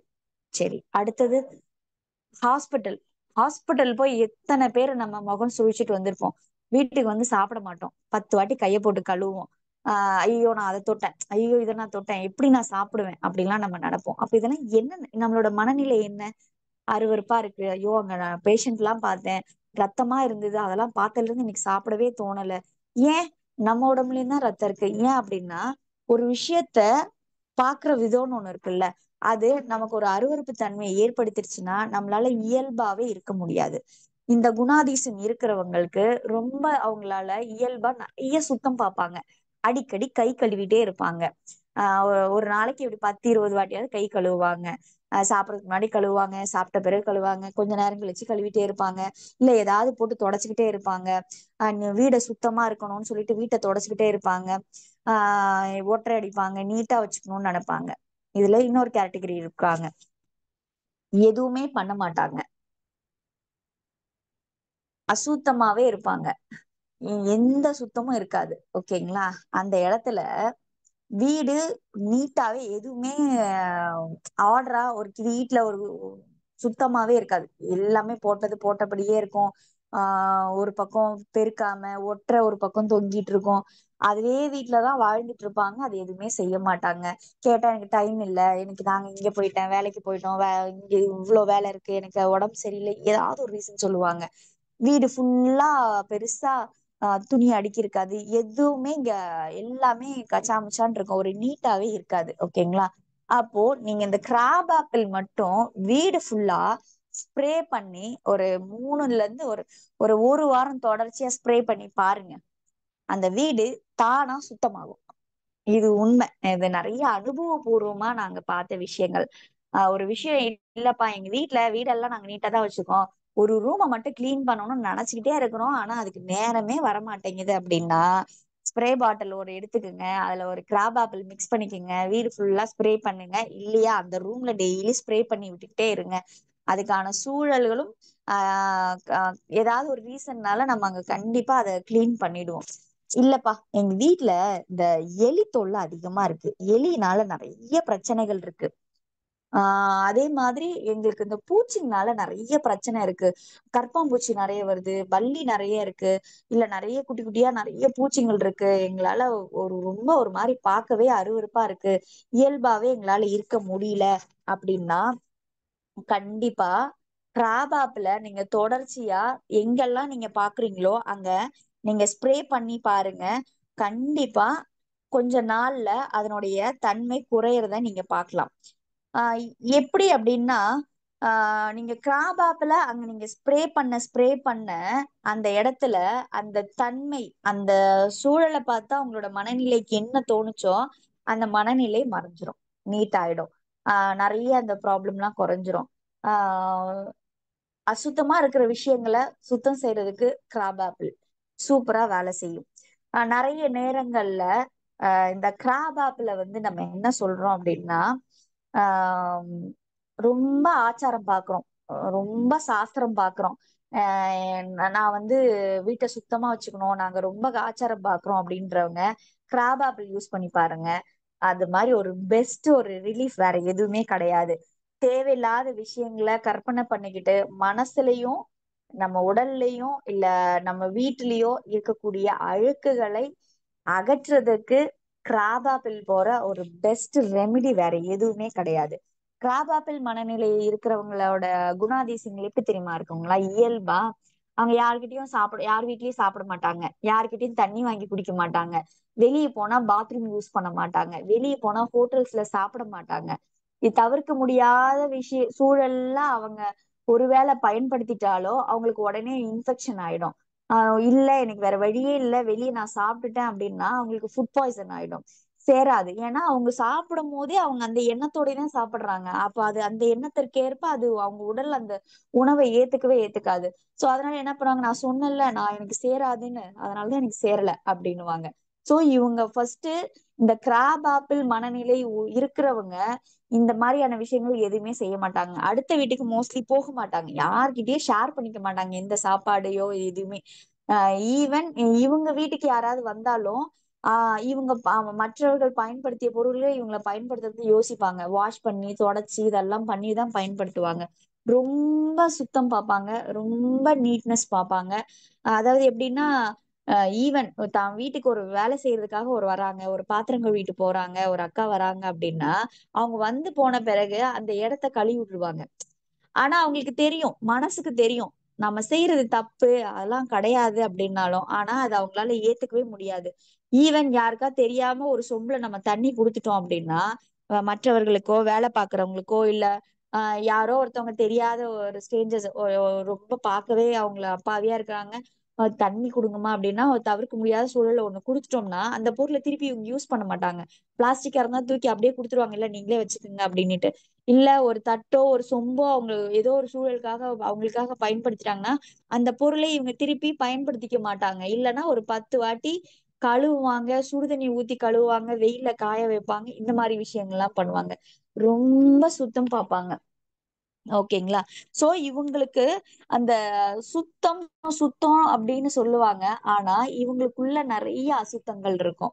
உடல் ரீதியா, மனோ ரீதியா இவங்க கிட்ட நிறைய ஏதோ ஒரு விஷயம் அடுத்தவர்கள் இவர்களை பார்த்து ஏன் இப்படி எல்லாம் பண்ற அப்படின்னு முகம் சுழிக்கிற ஒரு கேரக்டரும் கண்டிப்பா இவங்க கிட்ட இருக்கும். ஆனா அவங்களுக்கு அந்த கேரக்டர் அவங்களுக்கு அது பெருசா தெரியாது. மற்றவர்கள் கிட்ட இருக்கக்கூடிய விஷயங்கள் மட்டும்தான் அது அவங்களுக்கு அதை பாதிக்கக்கூடியதா இருக்கும். அவங்களுக்கு என்னன்னா படுத்தா தூக்கம் வராது. ஈவன் டிராவல் பண்ணணும்னா கஷ்டம், எங்கேயாவது ஊருக்கு போகணும்னா கஷ்டம். இவங்களால என்ன பண்ண முடியாதுன்னா எங்க போனாலும் சாப்பிட மாட்டாங்க, பாத்ரூம் யூஸ் பண்ண மாட்டாங்க, மோஷன் போக மாட்டாங்க. ஒரு 3 days 4 daysன்னு கழிச்சு ரொம்ப வீட்டுக்கு ரொம்ப முடியாம ஹாஸ்பிட்டல் போவாங்க. அந்த மாதிரி தன்னை தானே ரொம்ப அதிகப்படியா வருத்திப்பாங்க. ரொம்ப சாஸ்திரம் பார்ப்பாங்க, நிறைய சாமி கும்பிடுவாங்க. எப்ப பார்த்தாலும் வீடு ஃபுல்லா மஞ்சள் தண்ணி தெளிச்சுக்கிட்டே இருப்பாங்க, கோமியம் தெளிப்பாங்க, உப்பு தண்ணி தெளிப்பாங்க, மஞ்சள் தண்ணி தெளிச்சுக்கிட்டே இருப்பாங்க, ரொம்ப சாஸ்திரம் பார்ப்பாங்க. இவர்கள் எல்லாருமே பாத்தீங்கன்னா இந்த கிராபாப்பிள் மனநிலையாளர்களா கொண்டவங்களாதான் இருப்பாங்க. இவங்களுக்கு உடம்புல ஒரு மரு இருக்கு, இல்ல ஏதாவது ஒரு தழும்பு வந்துருச்சு, இல்ல அடிபட்டு ஏதாவது ஸ்கார் வந்துருச்சுன்னு வச்சுக்கோங்களேன், இவங்க உடனே அதை ஏத்துக்கவே மாட்டாங்க. ஐயோ எனக்கு அசிங்கமா இருக்கு, நான் என்ன பண்ணுவேன், எனக்கு யார்கிட்டயும் முகத்தை காட்டவே எனக்கு பிடிக்கல, நான் பார்க்கவே அசிங்கமா இருக்கேன்னு தன்னை தானே ரொம்ப கில்ட்டி கான்சியஸ்க்கு கொண்டு போயிடுவாங்க.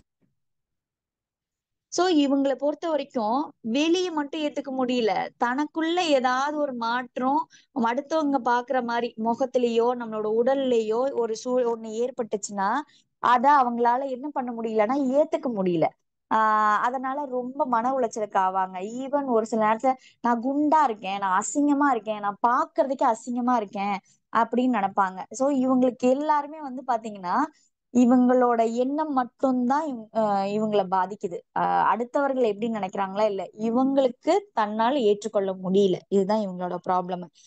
ஒரு நீங்க யோசிச்சு பாருங்களேன், இந்த ஸ்கின் டிசீஸ் இருக்கிறவங்க கிட்ட நான் சொல்ற விஷயங்கள் நிறைய மேட்ச் ஆகும். இந்த மனநிலை இல்லாதவர்கள் கண்டிப்பா ஸ்கின் டிசீஸ்ல மோஸ்ட் ஆஃப் இருக்காது.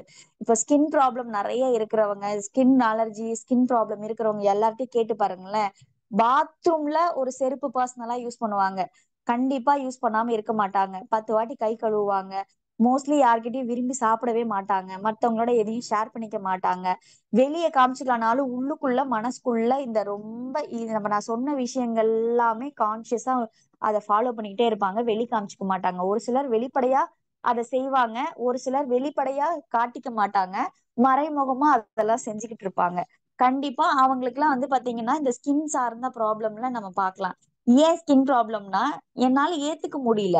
இப்போ அதனாலயே என்னோட வாழ்க்கை சூழல்ல நான் என்ன பண்றேன்னா என்ன அறியாமே நிறைய கழிவுகளையோ கழிவான எண்ணங்களை நான் ஸ்டோர் பண்ணி வச்சுக்கிறேன். அது உடல் ரீதியா ஸ்கின் டிசீஸா மாறுது. அப்போ ஸ்கின் டிசீஸ் இருக்கிறவங்க தொடர்ச்சியா கிராப் ஆப்பிள் எடுத்துக்கும் பொழுது ஸ்கின் டிசீஸ் ரெக்கவரி ஆகுது. இன்னும் அது மட்டும் இல்ல, ஒண்ணும் இல்ல, நீங்க ஒரு வெளியே போறீங்க, ஏதோ ஒரு அலர்ஜி ஆயிடுச்சு, கன்னத்துல இல்ல ஒரு முகத்துல கையில பொறி பொறியா வந்துருச்சு. ஒண்ணும் இல்ல, ஒரு ஒரு கொஞ்சோண்டு தண்ணி, ஒரு 10 சொட்டு தண்ணி, அதுல கொஞ்சோண்டு ஒரு கிராப் ஆப்பிள் ஒரு 5-6 சொட்டு நீங்க விட்டு மிக்ஸ் பண்ணி தண்ணியில மிக்ஸ் பண்ணி நீங்க அந்த இடத்துல அப்ளை பண்ணி பாருங்களேன், சரியாயிடும். முகத்துல பொறி பொறியா வருது அப்படின்னா நீங்க அந்த அப்ளை பண்ணிட்டு கிராப் ஆப்பிள டைரக்டா நீங்க அப்ளை பண்றதுக்கு பதிலா கொஞ்சம் தண்ணியிலயோ இல்ல எண்ணெயிலயோ மிக்ஸ் பண்ணி, எவ்வளவு மிக்ஸ் பண்ணணும் அப்படின்னா ஒண்ணுமே இல்லைங்க, கொஞ்சோண்டு ஒரு ஒரு 3 டிராப்போ இல்ல 5 டிராப்போ அத எண்ணெயிலயோ 2 சொட்டு எண்ணெய் 3 சொட்டு எண்ணெயிலயோ இல்லைன்னா தண்ணியிலயோ ஏதோ ஒண்ணு, தண்ணியோ எண்ணெயோ ரெண்டுத்துல ஏதாவது ஒண்ணுத்துல மிக்ஸ் பண்ணி முகத்திலயோ கையிலயோ எங்க அலர்ஜி இருக்கோ அந்த இடத்துல நீங்க அப்ளை பண்ணி பாருங்க, சீக்கிரமா ரெக்கவரி ஆயிடும். அலர்ஜி டிசீஸ் அந்த மாதிரி இருக்குன்னா சரியா போயிடும். இல்லைங்க எனக்கு நிறைய ஸ்கின் ப்ராப்ளம் ஏகப்பட்டது இருக்கு, எனக்கு வெளியே சொல்ல முடியல, வெளிப்படையா எனக்கு இல்ல, ஆனா உள்ளூரா இருக்கு, ஆனா அது என்ன வெளியே தெரியலனாலும் எனக்குள்ள அந்த தாட்ஸ் நிறைய இருக்கு, சாப்பிடுறதுக்கு யோசிப்பேன், இதெல்லாம் ரொம்ப இதுவா இருக்கு அப்படின்னா, நீங்க குளிக்கும் பொழுது குளிக்கிற தண்ணியில ஒரு 10 டிராப்ஸ் கிராப் ஆப்பிள விட்டு குளிச்சுட்டே வந்து பாருங்க, நல்லா இருக்கும். அதே மாதிரி தொடர்ச்சியா கிராப் ஆப்பிள எடுத்துக்கிறது மட்டும் இல்லாம ப்ராப்பரா கன்சல்டிங் எடுத்துக்கிட்டு, இந்த ஸ்கின் டிசீஸ் இருக்குன்னு தெரிஞ்சிச்சுனாலே ப்ராப்பர் கன்சல்டேஷன் எடுத்துக்கிட்டு இந்த ரெமிடிய கொஞ்சம் ஃபாலோ பண்ணீங்க அப்படின்னா கண்டிப்பா தீர்வுகள் இருக்கு. முழுமையா தீர்ந்துருமா? ஸ்கின் டிசீஸ்க்கு தீர்வு இல்லைன்றாங்க, எப்படி தீரும் அப்படின்னு கேட்டீங்க அப்படின்னா, இங்க நம்ம ஸ்கின் டிசீஸ் எல்லாம் சரி பண்ணல, என்கிட்ட இருக்கக்கூடிய மனநிலையை சமநிலையாக்கிட்டு இருக்கிறதுனால என்கிட்ட இருக்கிற பிரச்சனைய கொஞ்சம் கொஞ்சமா தானா சரியாகுது. நான் இங்க எந்த டிசீஸுக்குமே எப்பவுமே நம்ம மருந்து சொல்றது கிடையாது. அப்ப ஸ்கின் டிசீஸ்க்கு மட்டும் எப்படி சொல்றோம் அப்படின்னா, இங்க என்னோட எண்ணம், நான் சொன்ன மனநிலை கண்டிப்பா ஸ்கின் டிசீஸ் இருக்கிறவங்க எல்லார்கிட்டயுமே நான் சொல்ற விஷயங்கள் கண்டிப்பா கொஞ்சம் ஒத்து போகும். அவங்க கிட்ட இல்லாமல் அந்த இஷ்யூஸ் இருக்கிறதுக்கு வாய்ப்பே இல்லை.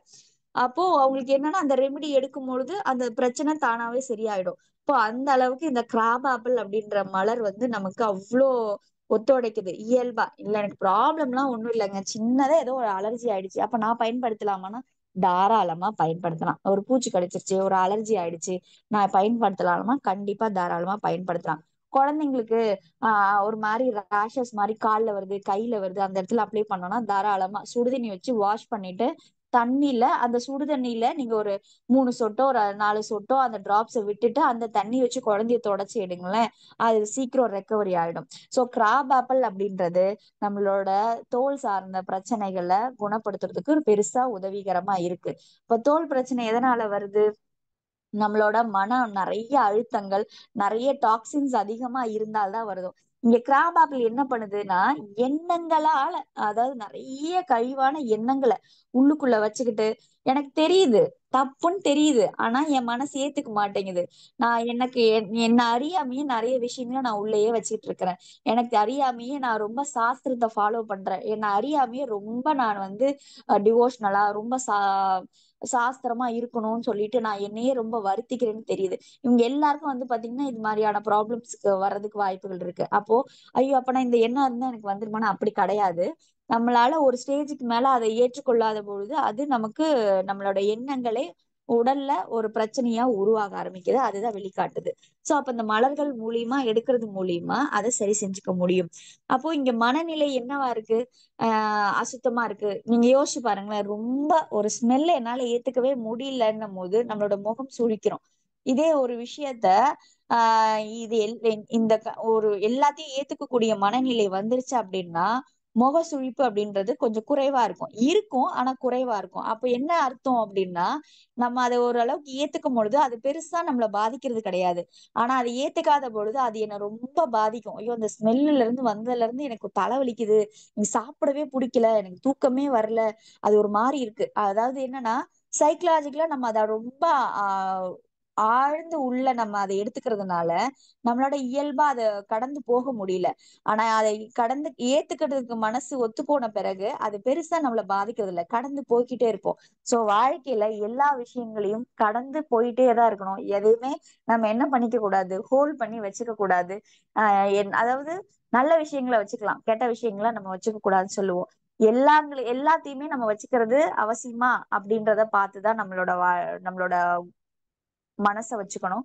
சோ அதன் மூலியமா நம்மளோட எண்ண அதிர்வலைகளை சமநிலையா இருக்கும் பொழுது நம்மளை எதுவுமே பெருசா நோய் பாதிக்கிறது கிடையாது.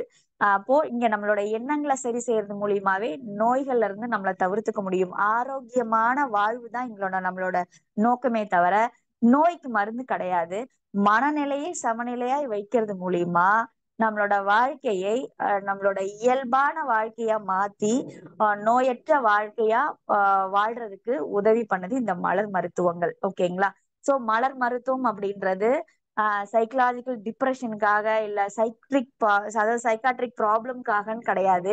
இங்க நம்ம எல்லாருக்குமே தேவை. பிறந்த குழந்தையில இருந்து வயதானவங்களுக்கு வரைக்கும் இந்த உலகத்துல வாழ்ற ஒவ்வொருத்தருக்கும் நமக்கு இந்த மலர்கள் அவசியம் தேவைப்படுது. சோ அதனால எல்லாருமே எடுத்துக்கலாம், தவறு கிடையாது. ஒவ்வொரு குணாதிசத்துக்கு ஏத்த மலர்களை தெரிந்து புரிந்து கொண்டு எடுக்கிறது மூலியமா நம்மளையும் சமநிலைப்படுத்திக்கலாம், நம்மளை சார்ந்தவர்களையும் ஆரோக்கியமா வச்சுக்க முடியும். ஓகேங்களா? நன்றி. உங்களுக்கு இதுல ஏதாவது சந்தேகம் இருந்தா கேளுங்க.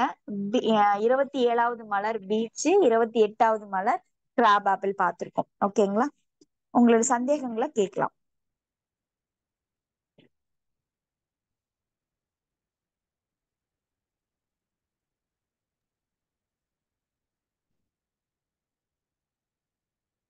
வாழ்க வளமுடன் அம்மா. மிக்க நன்றி. நன்றி அம்மா. அவங்க மலர் மருத்துவர் தமிழ்ச்செல்வி ராஜேஷ் அம்மா. அவங்க இன்னைக்கு மிக சிறப்பா நமக்கு 2 மலர்களை பத்தி நமக்கு சொல்லியிருக்காங்க. இந்த மலர் மருத்துவம் என்பது மனதிற்கான ஒரு மருத்துவம். இது நம்ம எல்லா இடங்களிலும் நம்ம சமநிலையா இருப்பதற்காக, அதாவது நம்ம மனதை சமநிலையில் வைத்துக் கொள்வதற்காகத்தான் இந்த மலர்கள். இது மருத்துவம் கிடையாது. இயல்பா நம்ம எல்லா மலர்களையும் அந்தந்த மனநிலைக்கு ஏற்ப எந்த மலர் நமக்கு தேவையா இருக்குதோ அதை எடுத்துக்கலாம். அப்ப எல்லா வயதினருமே இதை நம்ம எடுத்துக்கலாம் அப்படின்னு சொல்லியிருக்காங்க. அப்போ மொத்தம் நம்ம மனநிலைக்கு 38 மலர்களை கொடுத்துருக்காங்க. அதுல அம்மா அவங்க இது வரைக்கும் நமக்கு 26 மலர்களை சொல்லிட்டு இன்னைக்கு 27வது பீச் மலர், 28வது கிராப் ஆப்பிள் மலர் அப்படின்னு 2 மலர்களை பத்தி சொன்னாங்க. 2 குணங்கள், அதாவது 2 மனநிலை, அதை பத்தி சொல்லி அதுக்கு அவர்கள் எப்படி நடந்து கொள்வாங்க, அவங்களுக்கு எப்படி நாம இந்த மலரை பயன்படுத்தி அவங்களை இயல்பு நிலைக்கு நம்ம கொண்டு வரலாம் அப்படின்றத மிக சிறப்பா இன்றைய நிகழ்வுல அம்மா அவங்க நமக்கு தெரிவிச்சாங்க. அம்மா அவர்களை நாம் வாழ்த்தி மகிழலாம். அனைவரும் துரிய நிலைக்கு வந்து விடுவோம். இன்று மிக சிறப்பாக மலர் மருத்துவம் பற்றி 2 மலர்களை சிறப்பாக நமக்கு விளக்கம் கொடுத்த மலர் மருத்துவர் தமிழ்ச்செல்வி ராஜேஷ் அம்மா அவர்கள் வாழ்க வளமுடன். தமிழ்ச்செல்வி ராஜேஷ் அம்மா அவர்கள் வாழ்க வளமுடன். அம்மா அவர்களும் அவர்களது அன்பு குடும்பத்தினர்கள் அனைவரும் அருட்பேராற்றல் கருணையினால் உடல் நலம், நீல் ஆயுள், நிறை செல்வம், உயர் புகழ், மெய் ஞானம் ஓங்கி வாழ்க வளமுடன், வாழ்க வளமுடன், வாழ்க வளமுடன், வாழ்க வளமுடன். ஒரு சிறு அறிவிப்புக்கு பிறகு நம்ம கேள்வி பதிலுக்கு போகலாம். நாளைக்கு ஜூன் மாதம் 21ஆம் தேதி யோகா தினம். நமக்கு அதிகாலை 4 மணிக்கே துவங்குது. நாளைக்கு 4 மணியிலிருந்து நமக்கு தொடர்ந்து 17 மணி நேரம் நாளை முழுவதும் நமக்கு நிகழ்வுகள் நடைபெற்று கொண்டே இருக்கும். நாளை மாலைக்கு சிறப்பு சிந்தனை இருக்கு, சர்டிஃபிகேட் கொடுக்குற விழா இருக்கு. இது நாளைக்கு முழுவதும் நாம எல்லாருமே கலந்து நிகழ்வை சிறப்பிக்கலாம். அடுத்து 24, 25 அமாவாசை தினத்தன்று நமக்கு மலையப்பாளையத்துல ஆனந்த யோகா நிலையத்துல மௌனம் நிகழ்வு ஐயா எடுக்கிறாங்க. அதுலயும் நாம கலந்து சிறப்பு செய்வோம். அடுத்த நிகழ்வாக 8:30 மணிக்கு தற்சோதனை நிகழ்வு உள்ளது. தற்சோதனை நிகழ்வில் கலந்து நம்ம 8:50க்கு அந்த தற்சோதனை ஃபாரம் பூர்த்தி செய்யறதுக்கும் நமக்கு அதுல வாய்ப்பு. அதுல கலந்து நாம இதையும் பயன்பெறலாம். வாழ்க வளமுடன். அடுத்த நிகழ்வாக நம்ம கேள்வி பதில் நிகழ்வுக்கு செல்லலாம். முதல் நண்பராக சுசிலா அம்மா அவர்கள். அம்மா வாழ்க வளமுடன்மா. வாழ்க வளமுடன் அம்மா. இந்த உடல் அரிப்புக்கு இந்த இந்த என்ன கிராப் மலரம்மா, இது மலர் பேர் என்ன, எங்க வாங்கலாம்? ஹோமியோபதி மெடிக்கல் ஷாப்ல கிராப் ஆப்பிள் ஃப்ளவர் மெடிசன் கேட்டீங்கன்னா தருவாங்க. சரிங்கம்மா. அது எவ்வளவு மில்லிகிராம் வாங்குறது? 30 ml கொடுப்பாங்க. அது என்ன விலைங்கம்மா 30 ml? ஒவ்வொரு கடையிலும் ஒவ்வொரு விலை இருக்கும். நீங்க கேட்டீங்கன்னா சொல்லுவாங்க. ஒரு 150 ரூபாக்குள்ள இருக்கும். சரிங்கம்மா. நல்ல கிராப் ஆயில்னு வாங்கணும் என்னங்கம்மா? கிராப் ஆப்பிள் இருக்கு இல்லையா, ஆப்பிள் கிராப் ஆப்பிள். கிராப் ஆப்பிள்னு ஆயிலாவே கொடுப்பாங்க என்னங்கம்மா? இல்ல, அது ஆயில் இல்ல, உங்களுக்கு லிக்விடா இருக்கும். ஓகேங்களா? வெள்ளை கலர்ல தான் இருக்கும். எந்த நிறம் இருக்காது, எந்த சுவை எதுவுமே இருக்காது. பார்க்க உங்களுக்கு தண்ணி மாதிரி தான் இருக்கும். ஓகேங்களா? அதுல 10 சொட்டுகளா தான் பயன்படுத்தணும். நீங்க இப்ப அந்த அரிப்பு இருக்கிறவங்க குளிக்கிற தண்ணியில மிக்ஸ் பண்ணி குளிக்கலாம். ஓகேங்களா? சுடு தண்ணியோ ஒரு வெதுவெதுப்பான நீர்ல இல்ல சாதாரண தண்ணியில கலந்து குளிக்கலாம். அதே மாதிரி எண்ணெயில கலந்து அப்ளை பண்றது மூலியமா சரியாகும். மேல அப்ளை பண்ணிக்கலாம் என்னங்கம்மா? எண்ணெயில தேங்காய் எண்ணெய், அதாவது இந்த விவிடி பேராஷூட் எண்ணெய் எல்லாம் கிடையாது. மரச்செக்கு எண்ணெய் இருக்கு இல்லையா, செக்கு எண்ணெயில கலந்து தேய்க்கிறது மூலியமா நல்ல ரிசல்ட் இருக்கும். கிராப் ஆப்பிள் லிக்விடு அது வந்து 10 சொட்டும், தண்ணி எத்தனை சொட்டு சேர்க்கறது? இல்ல, அதாவது நேரடியா அப்ளை பண்ணக்கூடாதுன்றதுக்காக தான் நம்ம தண்ணி சேர்க்கிறோம். தண்ணின்றது உங்களுக்கு தேவையான அளவு சேர்த்துக்கலாம். ஒரு 10 சொட்டு தண்ணி கூட சேர்த்துக்கலாம். கொஞ்சோண்டு தண்ணி கலந்துக்கலாம். சரி. இப்ப நீங்க சொன்ன இடம் இந்த பூச்சி வர்றது அது எல்லா இடத்துலயுமே இதை தெளிக்கலாம் இந்த கிராப் ஆப்பிள். அதாவது வீட்டை சுத்தி தெளிக்கணும் அப்படின்னா நீங்க ஒரு ஸ்ப்ரே பாட்டில் எடுத்துக்குங்க. ஒரு ஸ்ப்ரே பாட்டில் 1/2 லிட்டர் தண்ணி எடுத்துக்கிறீங்க அப்படின்னா அதுல ஒரு 20ல இருந்து 30 சொட்டு கிராப் ஆப்பிள் விட்டுறணும். ஓகேங்களா? அந்த தண்ணிய நல்லா மிக்ஸ் பண்ணி வச்சிருங்க. வச்சுட்டு அத உங்க வீட்டை சுத்தி, அதாவது கிச்சனோ இல்ல பின்னாடியோ வீட்டை சுத்தி எங்க இருக்கோ அந்த இடம் ஃபுல்லா நீங்க ஸ்ப்ரே பண்ணிட்டே வாங்க. இல்ல வீடு கிளீன் பண்ணணும், இல்ல எனக்கு அந்த மேல வந்து லாப்ட் எல்லாம் ரொம்ப கொஞ்சம் கிளீனா இல்லாம இருக்கு, நான் கிளீன் பண்ணணும்னு நினைக்கிறேன், என்னால முடியலன்னா நீங்க ஸ்ப்ரே பண்ணிட்டே வாங்க தொடர்ச்சியா ஒரு வாரத்துக்கு. கண்டிப்பா அதுக்கான சூழல் தானா அமைஞ்சிரும். அதுக்கான சூழல் அமைஞ்சு அந்த வேலையை ஈஸியா செஞ்சு முடிச்சிருவோம். அப்ப அந்த கிராப் ஆப்பிள வெளி உபயோகத்துக்கும் உபயோகப்படுத்தலாம், வாடிக்கும் உபயோகப்படுத்தலாம் என்னங்கம்மா வெளியில? ஆமா. சரிங்கம்மா, நான் எழுதி வச்சுக்கிறேன்மா. வாழ்க்கை வளமுடன். நன்றிங்க ஐயா. வாழ்க வளமுடன். நன்றிங்கம்மா. நம்ம மனுஷன் ஒரே ஒரு விஷயம் மட்டும் சொல்லிடுறேன். நாளைக்கு மாலை சிறப்பு சிந்தனையாக நமக்கு எமோஷனல் இன்டெலிஜென்ஸ் அப்படின்ற தலைப்புல டாக்டர் சோமவல்லியப்பா அவங்க வந்து நமக்கு சிந்தனை விளக்கம் கொடுக்க இருக்கிறாங்க. நாம நாளை முழுவதும் எல்லாருமே நம்ம கலந்துக்கலாம். வாழ்க வளமுடன். அடுத்த அன்பராக கோகிலம் குணசேகரன் அம்மா.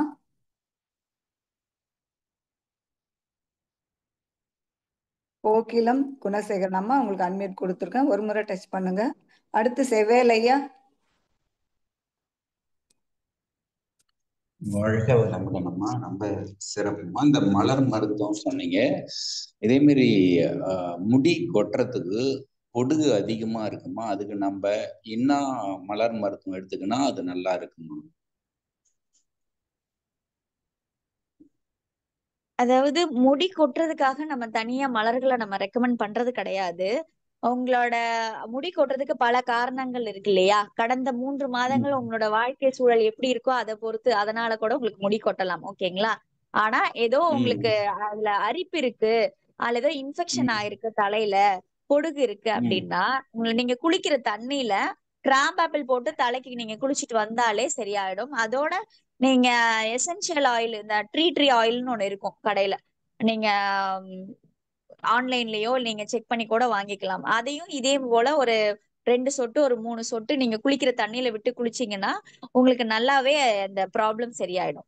இன்ஃபெக்ஷன்னால உங்களுக்கு முடி கொட்டுது, பொடுகுனால கொட்டுது, இல்ல உங்களுக்கு அங்க அரிப்புகள் ஓவர் ஹீட்டா ஹீட் அப்படின்னா நம்ம எண்ணெய் தேய்ச்சி குளிக்கிறது மூலியமா, இயற்கையா நம்ம எண்ணெய் குளியல் இருக்கு இல்லையா, எண்ணெய் குளியல், உணவு பழக்கங்கள், தூக்கம் சரியா இருக்கணும், இதெல்லாம் சரியா இருக்கணும், தண்ணி நல்லா நிறைய குடிக்கிற பழக்கம் இருக்கணும். இதுவே போதுமான அந்த ஹீட்டை பேலன்ஸ் பண்றதுக்கான வழிமுறைகள்.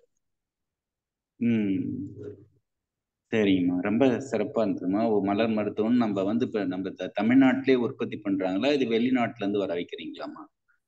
இல்ல, இது நாங்க யாரும் பண்றது இல்ல. இது பேட்ச் சென்டர்ல இருந்தா வருது. அங்க இருந்து உற்பத்தி மூலியமா மதர் டின்ச்சர் மூலியமா ப்ரிப்பேர் பண்ணி தான் இங்க கொடுத்துட்டு இருக்காங்க எல்லா இடங்கள்லயும். ஓகேங்களா? இங்க யாரும் உற்பத்தி பண்றது கிடையாது. ரொம்ப நல்லதுமா, சிறப்பா சொன்னீங்க. கிரகம்பல்ல வந்து எவ்வளவு தூரம் அந்த தோல் வியாதிக்கு ரொம்ப சிறப்பா, மிக்க மகிழ்ச்சி அம்மா. இதே மாதிரி ஒவ்வொரு இதுவும் நீங்க சொல்லுங்க, நாங்க இதுவும் அதே மாதிரி இந்த இறை சாதனை மாதத்துக்கும் ரொம்ப நன்றி. நிறைய அன்பர்களை நிறைய ஒவ்வொரு நாளும் ஒவ்வொரு விதமா கொடுக்குறாங்க. ரொம்ப மகிழ்ச்சி அம்மா. வாழ்த்துக்கள். இறையாற்றலுக்கும் குருவாற்றலுக்கும் நன்றிம்மா. வாழ்க வளமுடன். நன்றிங்க ஐயா. நன்றிங்க ஐயா. வாழ்க வளமுடன். அடுத்ததாக வாசுகி அம்மா.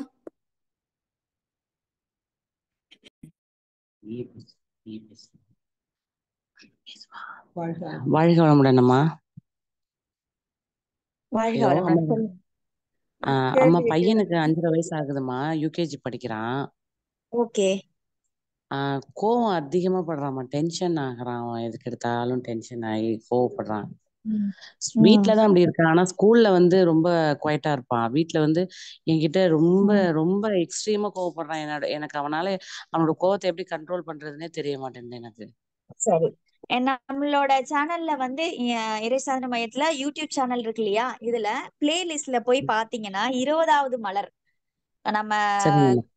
பேசியிருக்கோம். அதை நீங்க ப்ளே பண்ணி கேளுங்க. நாங்க ஓகேம்மா. சொன்ன விஷயங்கள்லாம் நீங்க அவங்க அந்த குழந்தைக்கு மேட்ச் ஆகுது அப்படின்னா கண்டிப்பா அந்த ஓகே. ரெமிடியை கொடுக்கலாம். ஆனா இன்னொரு விஷயம் நல்லா புரிஞ்சுக்கணும்.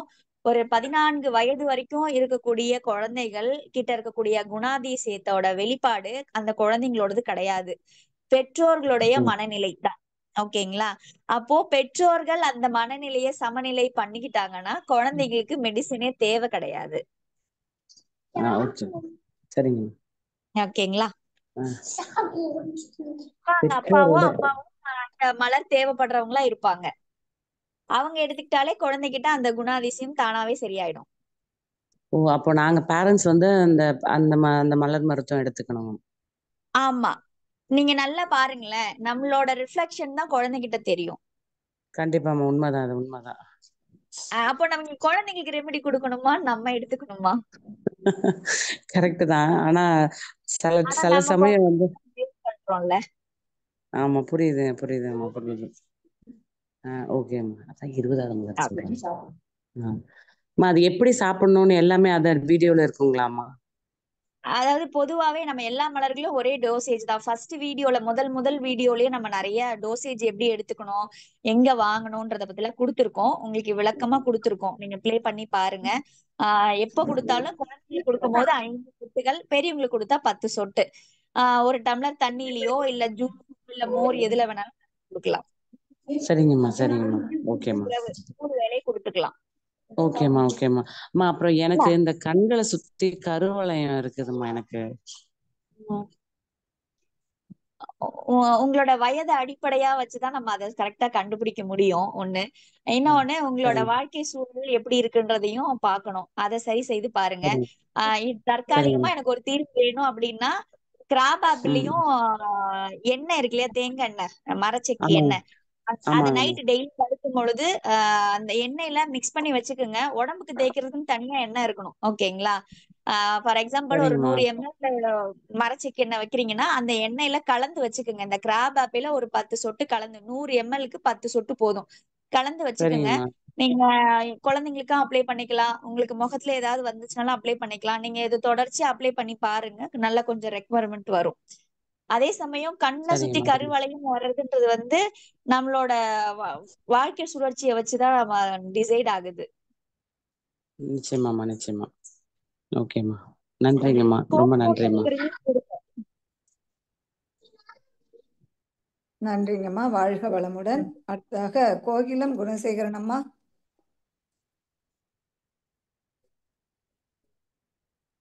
கோகிலம் குணசேகரன் அம்மா, நீங்க ஹேண்ட் ரைஸ் பண்ணியிருக்கீங்க.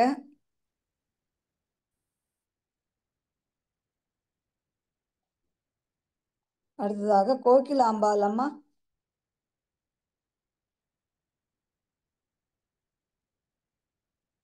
வாழ்க வளமுடன். வளமுடன். கேளுங்கம்மா, கேள்வியை கேளுங்க. எனக்கு கால்ல 2 காலையுமே முட்டிலிருந்து பாதம் வரைக்கும் அரிப்பு எடுக்குதுங்க. முதுகுலையும் கொஞ்சம் அரிப்பு எடுக்கும். அரிப்புக்கு இந்த கிரேப் ஆப்பிள போடலாங்க. நீங்க குளிக்கிற தண்ணியில போட்டு பாருங்க, இன்டேக் எடுங்க. நான் சாதாரணமா உங்களுக்கு வந்திருக்கு அப்படின்னா சரியாயிடும். ஓகேங்களா? அப்படி இல்லைன்னா உங்களோட வயது அடிப்படையா மருத்துவ ஆலோசனைக்கு பிறகு தொடர்ச்சியா கிராப் ஆப்பிள நீங்க ரெமிடியா, அதாவது மருத்துவ ஆலோசனை பெற்ற பிறகு எடுத்துக்கலாம். அதான் சுகர் இருக்குங்க. சுகர்னால தான் நான் சுகருக்கு மாத்திரை எல்லாம் எடுத்துக்கிறது இல்ல. அப்படிங்களா? ஓகே.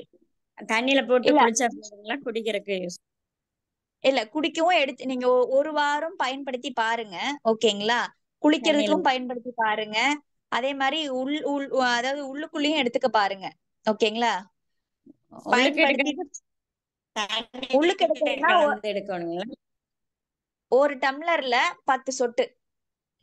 சரிங்க. எடுத்து பாருங்க குறையுதா அப்படின்னுட்டு. ஏதாவது டவுட்னா என்னோட நம்பருக்கு கால் பண்ணி கூட கேளுங்க. சரிங்கம்மா. நன்றி. வாழ்க வளமுடன்.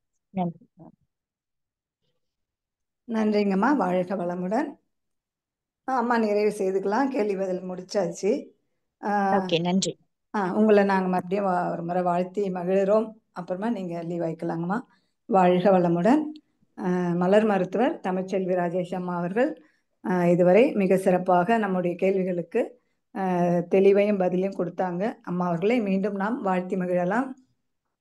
மலர் மருத்துவர் தமிழ்ச்செல்வி ராஜேஷ் அம்மா அவர்கள் வாழ்க வளமுடன். தமிழ்ச்செல்வி ராஜேஷ் அம்மா அவர்களும் அவர்களது அன்பு குடும்ப உறுப்பினர்கள் அனைவரும் அருட்பேராற்றல் கருணையினால் உடல் நலம், நீலாயுள், நிறை செல்வம், உயர் புகழ், மெய் ஞானம் ஓங்கி வாழ்க வளமுடன், வாழ்க வளமுடன், வாழ்க வளமுடன். நன்றிங்கம்மா, நன்றி. நீங்க லீவ் ஆயிக்குன்னா ஆயிக்கலாங்கம்மா. ஓகே, நன்றி நன்றி. ஓகேங்கம்மா, நன்றிங்கம்மா. வாழ்க வளமுடன் அன்பர்களே. அடுத்த நிகழ்வாக வேதாத்திரிய கவி உலக நல வாழ்த்து பாடர் அன்பர்கள் நம்ம ஹேண்ட் ரைஸ் பண்ணலாம்.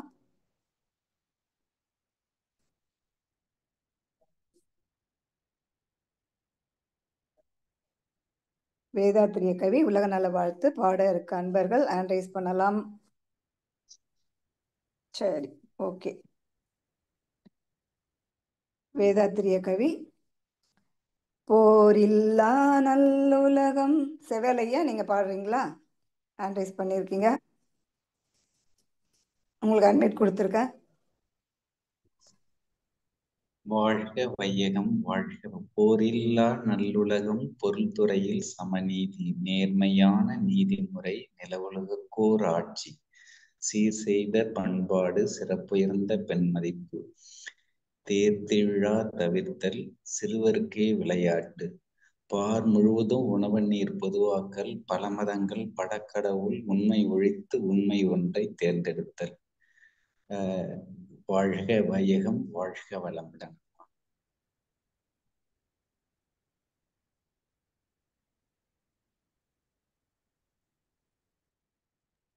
வாழ்க வளமுடன் ஐயா. நீங்க ஒரு தரம் வேதாத்திரிய கவி கொஞ்சம் நல்லா பார்த்து வாசிச்சுக்கோங்க.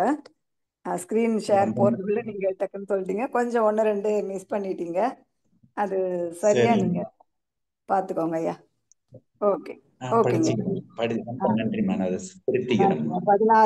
14 திட்டங்களும் வரிசையா நீங்க பார்த்து வச்சுக்கோங்க ஐயா. ஓகே, ஓகேங்க, நன்றி நன்றி. அடுத்ததாக சிவாயி அவர்கள் உலக நல வாழ்த்து. உலகமெல்லாம் வாழ்க வையகம் வாழ்க வையகம். உலகமெல்லாம் பருவமழை ஒத்தபடி பெய்யட்டும், உழவரெல்லாம் தானியத்தை உவப்புடனே விற்கட்டும், பல தொழில்கள் புரிகின்ற பாட்டாளி உயரட்டும், பகுத்துணர்வில் துவத்துணர்வு பண்பாட்டை உயர்த்தட்டும், கல்லாமை கடனுரிமை கலகங்கள் மறையட்டும், கல்லாமை கடனுரிமை கலகங்கள் மறையட்டும். ஐயா வாழ்க வளமுடன். ஸ்கிரீன் ஷேர் பண்ணிருக்கேன், அதை பார்த்து படிங்க. கலகங்கள் போட்டி பகை கடந்தாட்சி நடக்கட்டும், கல்லாமை கடன் வருவமை கலங்கங்கள் மறையட்டும், நலவாழ்வை அளிக்கும் மெய் ஞான ஒளி வீசட்டும், நம் கடமை அறவாழ்வின் நாட்டத்தையே சிறக்கட்டும், நம் கடமை அறவாழ்வின் நாட்டத்தையே சிறக்கட்டும், நம் கடமை அறவாழ்வின் நாட்டத்தையே சிறக்கட்டும். வாழ்க வையகம் வாழ்க வையகம் வாழ்க இறை சாதனை மார்க்கம். வாழ்க வளமுடன். நன்றி நன்றிங்க ஐயா. உங்க சிவேலையா சிவாயா உங்களுடைய ஆர்வத்துக்கு மிகவும் நன்றி நன்றி. நீங்க பாடலை கொஞ்சம் இன்னொரு முறை நல்லா கையில கூட நீங்க வச்சுக்கோங்க. பாடல் இருந்தா நோட்ல எழுதி வச்சுட்டு கூட அந்த தினம் ரெகுலரா பாடினீங்கன்னா உங்களுக்கு அது பழக்கமாயிடும். நன்றிங்க ஐயா, மிக சிறப்பு.